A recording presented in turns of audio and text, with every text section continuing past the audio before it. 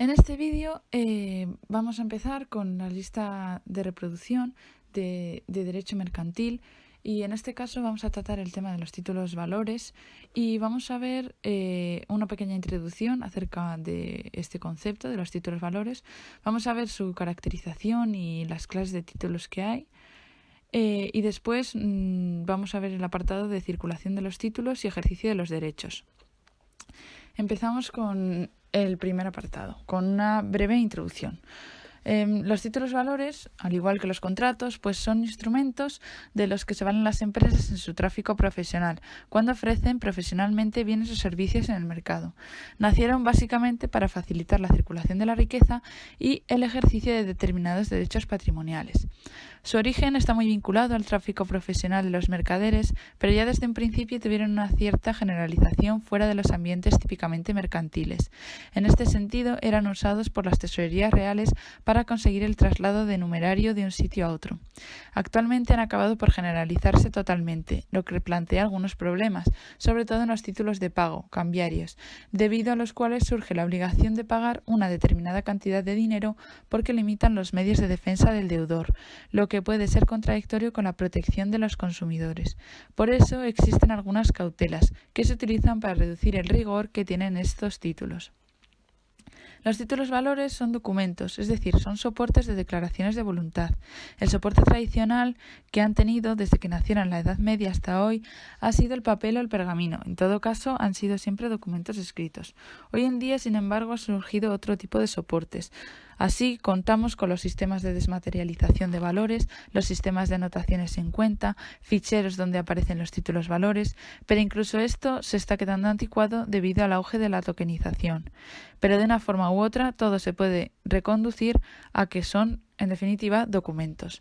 Como documentos que son, incorporan manifestaciones de voluntad, diferentes según el tipo de título o valor que estemos contemplando y que están tipificadas para los distintos títulos. Pero aunque estas manifestaciones de voluntad puedan variar, en todas ellas, en el fondo, lo que hay es una promesa unilateral del suscriptor del título de hacer alguna prestación en favor del legítimo titular de dicho título. Esa promesa se realiza a quien resulte legítimo tenedor del título, a menos en los títulos emitidos en papel y según la forma en que se concreta quién es ese legítimo tenedor, distinguimos entre los títulos al portador, nominativos o a la orden. Al portador, el legítimo tenedor, como su propio nombre indica, es quien tiene su posesión. Nominativos, el legítimo tenedor es quien figura como tal en el título, siempre que se hayan cumplido determinados requisitos. Y a la orden, hay que pagar a la orden del que figura como titular, que puede transferir el título mediante endoso. En principio, aunque pueden ser legitimadas notarialmente las firmas, los títulos valores son documentos privados. Este tipo de documentos son medios de prueba de la existencia y del cumplimiento de obligaciones. Por tanto, tienen efectos probatorios. Pero los títulos valores son unos documentos especiales. Además de esos efectos probatorios, poseen elementos sustantivos de derecho material que no tienen otros documentos privados. Más concretamente, desde el punto de vista del derecho material, en los títulos valores, para mantener la seguridad del tráfico, la posición del deudor es muy rigurosa y se limitan los medios de defensa. Las excepciones que pueden utilizar el deudor frente al legítimo tenedor del título no pueden utilizar cualquiera, sino solo algunas. Desde el punto de vista procesal, cabe señalar que contamos con procedimientos judiciales más rigurosos para cuando se intentan hacer valer derechos que resultan de un título valor. Así, en el marco de los juicios civiles existe el proceso cambiario, que se puede usar con los títulos cambiarios. Si se usa, se produce el embargo preventivo automático y además una inversión del contradictorio, porque para usarlos basta con exponer al juez que alguien es titular de un título cambiario, pudiendo hacer el demandado las objeciones que le convengan. No es fácil concretar cuándo aparecieron los títulos valores, no hay una creación consciente y expresa. Se empiezan a utilizar en el tráfico y a través de usos y costumbres acaban adquiriendo unas características que solo en un momento determinado se llevan a normas escritas. Aparecen con el propio derecho mercantil en la Baja Edad Media. Probablemente, aunque este es un tema discutido, nacieron como instrumentos del contrato de cambio trayecticio, que respondían a las necesidades de trasladar el numerario de un sitio a otro. En aquella época solo solo existían monedas metálicas, de plata o de oro, y a veces se hacían transacciones de gran importe. Pues bien, este contrato era un pacto a través del cual se entregaban esas monedas en el lugar de procedencia y se recibía la cantidad equivalente de moneda local en el lugar de destino. Posteriormente, el título valor fue sobrepasando este ámbito, utilizándose no solo por las tesorerías reales, como decíamos antes, sino también para conceder crédito, lo cual es de suma importancia. Hasta aquí la era contemporánea. La concesión de créditos venía dificultada por la prohibición de la usura, de cobrar intereses, lo que hacía que no hubiese incentivos al no existir ninguna compensación para quien los concedía, ni tampoco mecanismos de resguardo ante posibles impagos. La letra de cambio fue un instrumento estupendo para superar la prohibición de la usura, pues expresaba la causa del pago. Más adelante fueron apareciendo documentos análogos, sin una base legislativa, por imitación. Las reglas se fueron estableciendo de manera consuetudinaria, pero se formalizaron poco a poco en las ordenanzas, sobre todo la letra de cambio. Con todo, el universo se fue ampliando y aparecieron nuevas figuras hasta llegar a nuestros días. Tanto el código francés como el español cuentan con una regulación de la letra de cambio. En algunos países hubo una ley cambiaria específica, muy particularmente en Alemania. Por tanto, podemos decir que inicialmente la regulación fue meramente casuística y posteriormente en algunos derechos se introdujeron regulaciones para todos los títulos. Por lo que respecta a España, se pretendió hacer una regulación exhaustiva con el non nato Código Mercantil, pero este no se ha aprobado aún. De modo que por ahora no contamos con una regulación de este tipo, sino que existe una pequeña parte general en el Código de Comercio, aunque muy defectuosa. Además tenemos la ley cambiaria y del cheque. Y la Ley de Navegación Marítima de 2014, entre otras.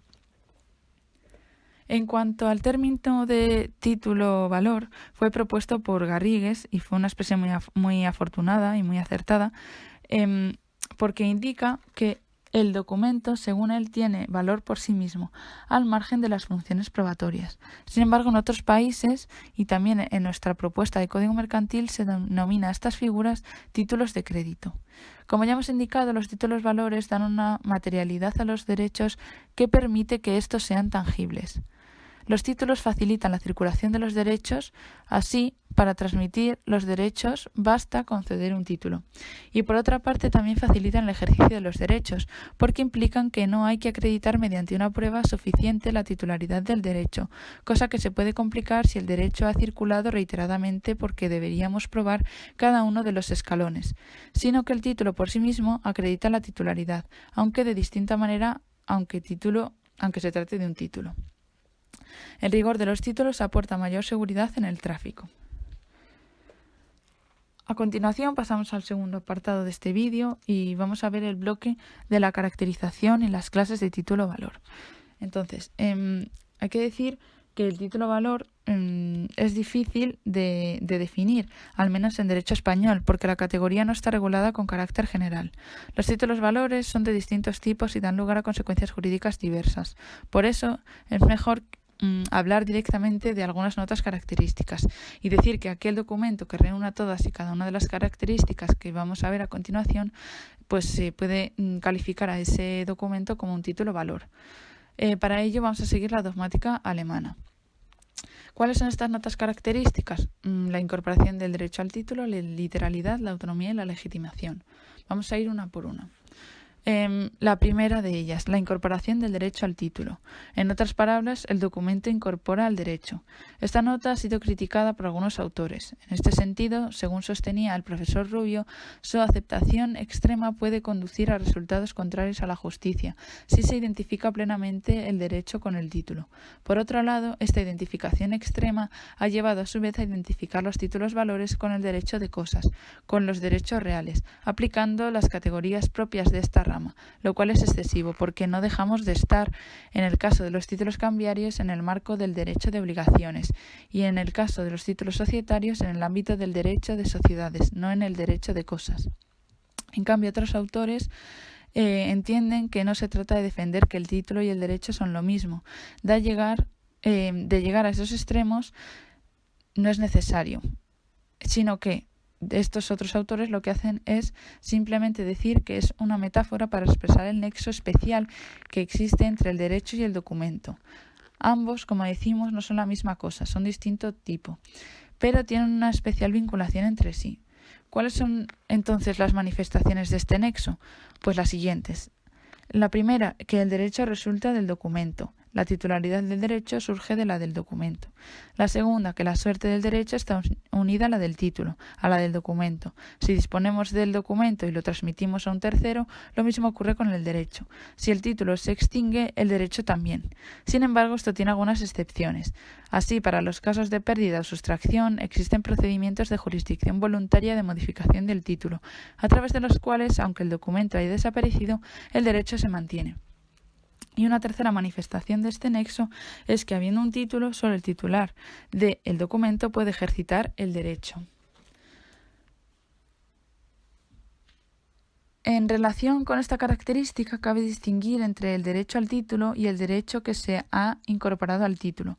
Al principio, la titularidad de ambos derechos coincide, pero si se trata de un documento destinado a circular, terminará por no coincidir. En todo caso, siempre habrá un negocio causal. El derecho del negocio subyacente no es exigible sino a través del documento, que es el título valor. No se puede ejecutar sin él. En el fondo, lo que estamos haciendo es cumplir con dos obligaciones distintas, la del negocio subyacente y la que originó el título. Las acciones de reclamación del negocio subyacente quedan condicionadas a que la ejecución del título llegue a buen fin. Cuando éste se extinga, habremos extinguido todas las obligaciones que derivan de él, es decir, en cadena habremos cumplido con todas las obligaciones subyacentes. Como puede apreciarse, entre las partes del negocio original, este principio de inexigibilidad estará relativizado, pues solo se puede reclamar frente a la persona que tiene el título, abstracción de la causa. Si el título no llega a buen fin, todas las relaciones subyacentes recobran exigibilidad. Por tanto, si vence un título valor y no se paga, podrá reclamarse con las acciones derivadas del título y también con las derivadas del negocio subyacente, acciones causales. Es decir, la entidad del negocio que hemos incorporado al título no desaparece, sino que queda fijada en su ejecución y exigibilidad al título valor. Como puede verse, el derecho preexistente, el que constituye la relación causal y se adhiere al documento en el momento de la creación del título, no evita que haya dos juegos de derechos y obligaciones. Los títulos valores son, por tanto, instrumentos de pago pro solvento. La noción de incorporación del derecho no significa que aparezca un derecho que sustituya al anterior, sino que ese mismo derecho queda en suspenso hasta el vencimiento y pago buen fin del título valor. Tras la incorporación, lo que ocurre es que solo quien posee el título puede ejercer ese derecho, y son en las condiciones que ese título determina, como veremos a continuación. Para finalizar, cabe decir que la emisión de un título genera una promesa unilateral por parte del deudor. En este sentido, rige el principio de libertad de emisión, a no ser que se trate de títulos valores bursátiles, en cuyo caso queda condicionada por el supervisor del mercado y exigirá que se cumplan determinados requisitos. En los demás casos podemos elegir el tipo de título y la forma, siempre dentro de los contemplados en la ley, que es el principio de tipicidad. La segunda nota característica de los títulos valor es la literalidad. La literalidad viene a decir o puede definirse como que el contenido del derecho depende exclusivamente del tenor literal del documento. Tiene la función de proporcionar seguridad de tráfico en dicha circulación. De la literalidad nace la protección de la apariencia jurídica, ya que el título fija lo que un titular de buena fe puede exigir. Puede haber unas matizaciones. Por ejemplo, que la literalidad no se mantiene de manera absoluta, sino que en ciertos casos y por razones de justicia tiene relevancia circunstancias no literalizadas, particularmente excepciones que puede alegar el deudor. Y otra matización puede ser que, aunque todos los títulos valores tienen esa nota, no lo hacen en el mismo grado. En este sentido, podemos distinguir entre los títulos perfectos y los imperfectos. Los perfectos, la literalidad es completa, de manera que lo que no se recoge en el documento no puede alegarse. Podemos decir que lo que no está en la letra no está en el mundo. Y los títulos imperfectos vienen a decir que en ellos es relevante no solo el tenor del documento, sino también otros aspectos extraños a él que están tipificados o reconocidos en la ley. La tercera nota característica de los títulos valor es la autonomía. El tenedor de un título ejercita un derecho propio, originario, y no derivado del de los anteriores tenedores. Y esto es así porque cuando se transmite un título valor no se adquieren los derechos del anterior titular, sino los que resultan del documento. ¿Cuáles son las consecuencias? Pues que el deudor no puede oponer excepciones basadas en sus relaciones personales con tenedores anteriores y hay posibilidad de adquirir a non dominio. Por causa, lo que entendemos es que el negocio jurídico que ha motivado la emisión del título es la causa, ¿no? Y todos los títulos tienen su propia causa y distinguimos entre títulos corporativos y cambiarios. Los corporativos, su causa es un contrato de sociedad y los cambiarios, su causa puede ser cualquier contrato que indique la realización de una prestación pecuniaria. La distinción entre títulos abstractos y causales tiene en cuenta entonces la diferente influencia de la causa en el desenvolvimiento del título y, en definitiva, para el ejercicio de los derechos resultantes del mismo. Los títulos abstractos funcionan desligados de la causa, que además nos expresa en el documento. Las obligaciones se configuran automáticamente. No se puede oponer excepciones ex causa. Son de esta clase los títulos cambiarios. El límite de la abstracción está en las situaciones en las que actuamos de mala fe. Históricamente no había un método para demostrar esto, pero llegó un momento en el que se vio que había que hacer algo para evitarlo, de modo que surgieron los procesos de amortización de títulos. Con ellos se da una copia del título a la persona propietaria y se bloquea el pago, evitándose así que se pague a un acreedor de mala fe. En caso de que quien lo presente sea un tercero de buena fe, éste solo podría reclamar al sustractor por daños y perjuicios, pero no el pago de la deuda. En cuanto a los títulos causales, estos funcionan vinculados al negocio jurídico que les sirve de causa, de manera que pueden oponerse a excepciones causales. Y la cuarta y última nota característica de los títulos valor es la legitimización. Mejor dicho, la legitimación. La posesión del título legitima para el ejercicio del derecho. Si no tenemos un título, no podremos ejecutar su derecho, y el deudor no se libera si no se manifiesta la posición del título. El acreedor tendrá que darle el título valor al deudor para que quede constancia de que se libera. Si no lo hace y alguien pretende cobrar posteriormente ese mismo título, ello será posible. La legitimación es una presunción de titularidad por la apariencia del documento, pero puede ser destruida a través de un procedimiento de amortización de títulos, como se dijo en el apartado anterior.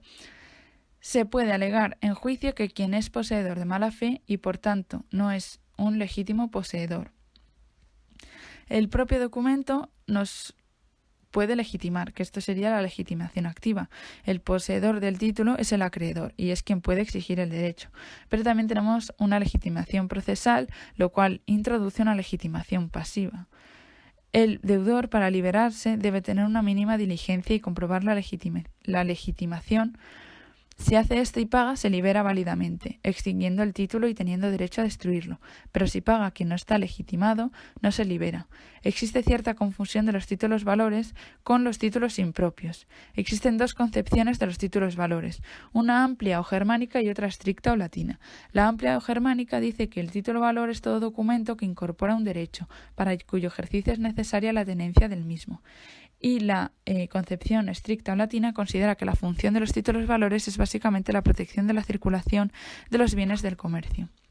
Pues bien, conforme a la concepción germánica, los títulos impropios son en su mayoría títulos valores. Sin embargo, conforme al concepto latino, les faltan rasgos distintivos y por tanto no lo son. Caso distinto es el de las contraseñas. Estas son títulos que tienen cierto grado de legitimación, pero no condicionan la incorporación del derecho a la emisión del título. Facilitan la prueba de una relación contractual y el ejercicio del derecho derivado. No tienen abstracción de la causa ni incorporan el derecho al título, sino que solo cumplen con la función de legitimación en cierto modo. A continuación pasamos al tercer bloque de este vídeo y vamos a hablar sobre la circulación de los títulos y el ejercicio de los derechos. Vamos a ver las generalidades, títulos nominativos, títulos a la orden y títulos al portador. Empezamos con la primera, generalidades. Una de las funciones esenciales de los títulos valores es la circulación del crédito, conseguir que los derechos circulen como si fueran un bien mueble. Es así mucho más rápido y más ágil. Puede realizarse por endoso o por designación. Por endoso, cada sujeto que está en la cadena de transmisión tiene una posición propia y autónoma, liberándose de las relaciones subyacentes anteriores, que es el principio de inoponibilidad. Es decir, no queda vinculado por las circunstancias, incumplimientos o excepciones de los titulares anteriores, a no ser que se trate de un subrogado o de un tercero que actúa a sabiendas en perjuicio del deudor, mala fe. En las cesiones ordinarias, por designación, que son las que se da en los casos de sucesión, sin embargo, ejecución y transmisión nominativa no a la orden. Por el contrario, el nuevo propietario no será un titular autónomo e independiente, sino que estará en la misma posición jurídica que el titular anterior. Títulos nominativos. El origen de los títulos valores era de este tipo. No se contemplaba la posibilidad de que apareciesen otros legitimados. Por el principio de literalidad, la ley de circulación que se les aplica es la nominativa, de modo que cabrá la transmisión, pero conforme a las reglas de cesión de créditos y no conforme a la ley cambiaria. Dicho de otra manera, en estos casos, el adquiriente se subroga en la posición del cedente, con sus mismos derechos y obligaciones, no en una posición autónoma e independiente. No gozará, por tanto, del principio de inoponibilidad de excepciones. Títulos a la orden. En ellos, además del nombre del titular, cuentan también con la expresión a la persona a la que él designe. Cabe designación por endoso. Podemos pensar que sí, que cabe esta designación por endoso, aunque también podemos pensar que no. Entonces, podemos pensar que sí, porque si el anterior titular tenía derecho a endosar el título, el nuevo también. Y ya que con la cesión nominativa se subroga en la misma posición. Pero también podemos pensar que de esta manera el deudor podría falsear su posición y transmitir el título a alguien que no se colocaría en su misma posición jurídica, llegando a la conclusión contraria, es decir, a que un título que se ha adquirido nominativamente no puede posteriormente transmitirse por endoso. Ante este dilema, la jurisprudencia adopta soluciones diversas en función del caso. La mayor parte de los títulos valores se transmiten por endoso, es decir, quien es designado titular legítimo de los mismos designa a su vez otro titular válido, o bien realiza un endoso en blanco. En todo caso, en el endoso debe constar en el título valor, pues de lo contrario será una cesión ordinaria. Por medio de la cesión por endoso se genera una cadena formal de legitimaciones en la que la titularidad del derecho cambia, pero todos sus miembros están legitimados por la transmisión a la orden. Todos se comprometen con el pago de la deuda. Si la hacemos circular a través de un endoso en blanco, habrá sujetos que tengan su titularidad legítima, pero no constarán en la literalidad del documento, con lo que no ofrecerán su garantía. Para esos casos, el artículo 8 de la ley cambiaria establece que las obligaciones de los demás firmantes no dejarán por eso de ser válidas. Por tanto, si se produce una transmisión por endoso en blanco, la ley reconoce sus efectos, pero no se cumple por el principio de vinculación. No se incorpora el compromiso personal de la cadena cambiaria. Y finalmente hablamos de los títulos al portador. Cualquier persona que los posea está legitimada. Para la mayoría de títulos valores este sistema está bien, para quien no quiera figurar como titular, para quien quiere mantener un activo que puede bien aflorar o bien mantener oculto según le convenga. Sin embargo, es negativo para la Hacienda, porque es un sujeto al que le interesa controlar toda la circulación de la riqueza. Los títulos tributan al tratarse de atribuciones de fondos y es negativo para la seguridad jurídica, porque cualquier persona que tiene el documento puede facilitar su circulación, pero no podrá justificar fácilmente su legitimidad en caso de que surja algún problema. Es por eso que los títulos valores son esencialmente a la orden, y la ley nos pide que en su mayoría circulen por endoso. Y hasta aquí llega este vídeo. Cualquier duda podéis ponerlo en los comentarios y aquí están las redes sociales y el canal.